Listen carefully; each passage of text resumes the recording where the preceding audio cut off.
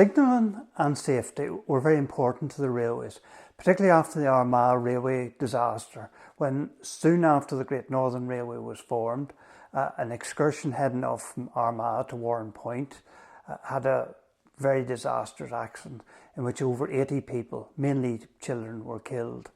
This forced the government of the United Kingdom to bring in a law which immediately made railway signalling compulsory and safe. It was a very simple system. It meant that on a single line, a driver was given what was called a staff. This one, for example, is for Irvinstown to Kesh. The driver and his fireman would be given this staff at Irvinstown by the signalman. This would allow them to travel to Kesh. They would give up a staff to the signalman, who would then go back to the signal cabin and place a staff into a machine like this. This would allow him to release the signals. Signals had two positions. They had if they were vertical, that meant stop. When they were lowered to 45 degrees, that meant go. It only allowed the signalman to release the levers once, so that he couldn't allow two trains onto the one sectional line at the same time. And from that time onwards, railways became one of the safest ways to travel. On the wall, we have all the staffs which would take you from Enniskillen to Bundoran.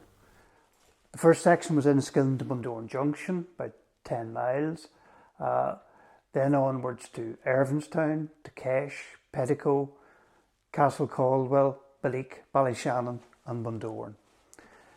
The exchange had to be done almost like a baton relay in a race. The fireman held up his like that. The signalman caught it, and he also had the other staff in his hand. The fireman caught it, and they did the exchange. It had to be done sometimes on the move if the train wasn't stopping at the station. It was easier to do, obviously, if the train was stopping at that particular station.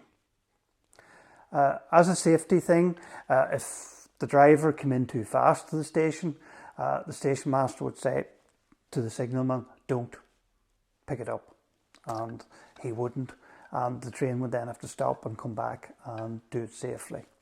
But it certainly worked well.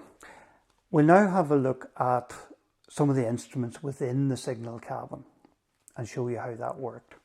The signals themselves were changed by moving the levers. Once within this mechanism, the lever could then be released like so. There was a brake on it, that was pulled off, and the signalman then could move the lever back. These levers covered signals, points and things like that. Each lever had a different colour depending on what its purpose was.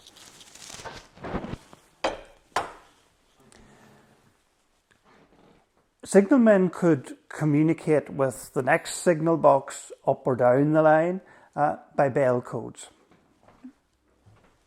The instruments are here in front of us. You rang the bell.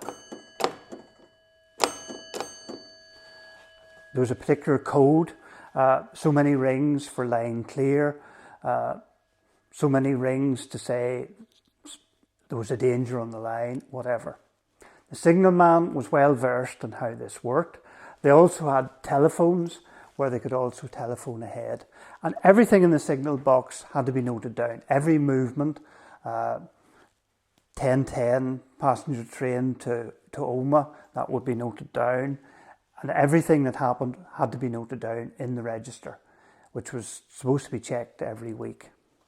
Literally a fail-safe system.